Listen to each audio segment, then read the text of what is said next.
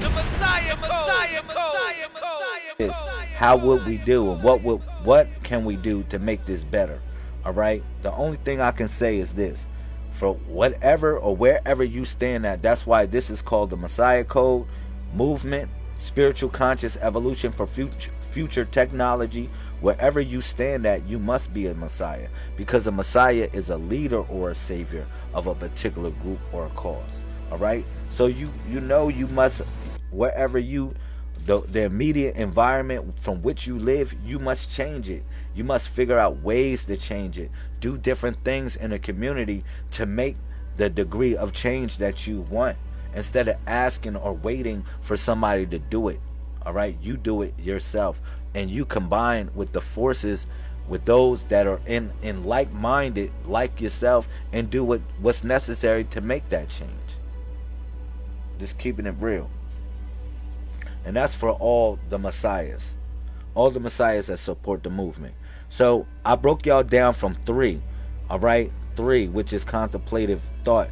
All right, and then I took y'all to 15, which is the throat box, but essentially is the spoken word that comes from the throat box. And it also represents the necklace, that which is next, or that which is connected or close to your heart.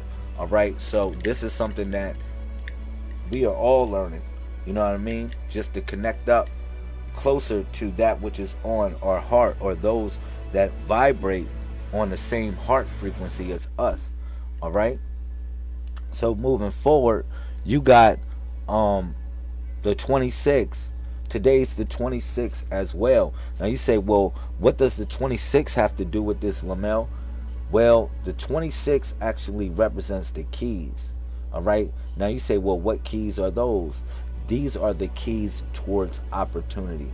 Opportunity, greatness. All right. So when you look at the reflection of the sun today, which is the circle, okay, because you got 3 images when it comes to sacred geometry. When you designate reality far as the calendar, you got the square, the triangle, and then you got the circle. So the circle represents the world, and then the world is, you say my necklace is a dream catcher. Yeah, the necklace could actually represent the dream catcher as well. It can represent a form of a dream catcher. That is correct. It can represent that as well. All right.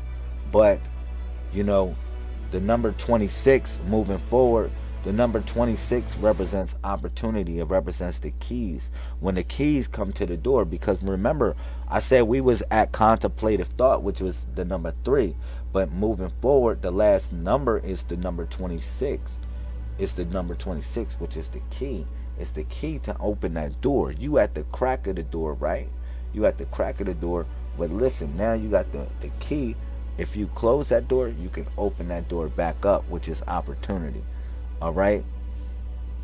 You can open that door of opportunity. So the number 26, which is the 26th letter, is the letter Z's, or it would be the letter keys. It would be known as the letter keys or Z's. All right? That's the 26th letter, Z's. Now, also, you know what I mean? When you look at the letter Z, what you will see is this. You will see the fact that the letter Z has a vibratory rate at the 26th designation, but it also represents the 26,000 years of procession that we are in the Milky Way. That far as us moving around or within the Milky Way. That's what it represents as well. Okay? Now, the Milky Way is the celestial cow from which we are nurtured from. That's where we get our real sustenance, our real milk from. The real celestial cow. All right? They called her Hathor. The principle is Hathor. You know what I mean? Now, you can go back to Egypt and say, man, Hathor, or Hathor, and then say and gravitate towards the deity, but it would be better to gravitate more or less towards the principle. All right, because if you think about Hathor represents the house of the Messiah, where the Messiah resides. So where does the Messiah reside? The Messiah resides in these days and times. It resides within that cluster, these clusters of stars, millions and billions of them, which we call the Milky Way. That's where the Messiah resides. This is the house, and the universe is the mansion. The universe is the mansion. For real. And that's what it's truly all about. Yo, and we growing as a movement. It's so many things that I need y'all to know that what's going on, especially like with this Halloween situation. With this Halloween situation, you might say, well, why are you wearing the color orange or all of a sudden, Lamel? It's definitely a degree of thought of why we are connected with the color orange at this point in time. First of all, the color orange gives you energy. It gives you vitality. Also, what this color orange, it represents the times of harvest or the festivals of harvest, which the color orange resides over. Okay, you have various other colors that reside over the festivals of harvest as well. All right, far as the color green and red, also they have a manifestation within it. Gold also has a manifestation within these times, or you consider that to be orange, gold, or the same thing. You know, so yes, moving forward. The 26th, so we broke down the date of today, which is 3/15/26 in the Codex. Now you might say, where do you get these times from, Lamel? Well, we came out of the age of Aquarius. Unfortunately for a lot of y'all, of Pisces, excuse me, and we have came into the age of Aquarius. We have came out of the age of Pisces. Hear me out again. Excuse me. We have came out of the age of Pisces, and we have come into the age of what y'all consider to be Aquarius. Now, if y'all came into a new age, rightfully speaking, if y'all came into a new age, my question is, why didn't y'all receive a new calendar? Why y'all never received a new calendar? If y'all knew we came into a new age, why we in particular never received a new calendar? And if many religious thoughts, spiritualities, they connect up with the 7 days or the 7 layers of creation, right? Why isn't the calendar that we follow, which is 365 days, why isn't it evenly divisible by 7? Look, we got to get everyone back on this 7. Why would you say that? Because think about this. If we practice holidays, right, our calendar, it connects with the number 7. Like, for instance, we have 14 months in our calendar, 392 days in our calendar, as opposed to 365. And you might say, what do you mean 365?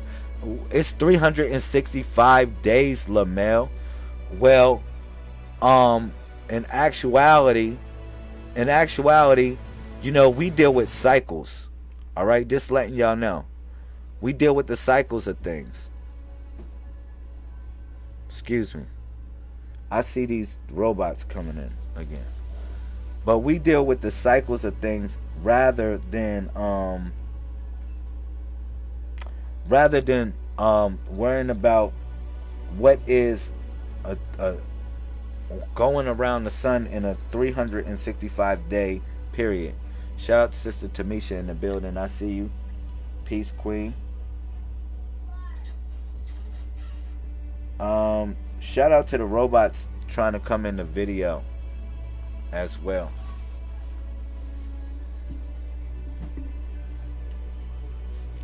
Yeah. Thank you. I'm sorry. I had to block them real quick. You know how it is, man. Hear me out. It's 392 days in our calendar, which is 14 times 28, which is evenly divisible by 7 if you break it down. Now, what's so significant about The fact that it's 392 days in our calendar and it represents a cycle rather than a solar year, all right, we don't worship the sun. The sun that we worship is, or that we find ourselves to give more reference to, is the sun within. All right, even though that sun without is, or that's outside of us, it's just a representation of the sun that's within us. The Messiah code.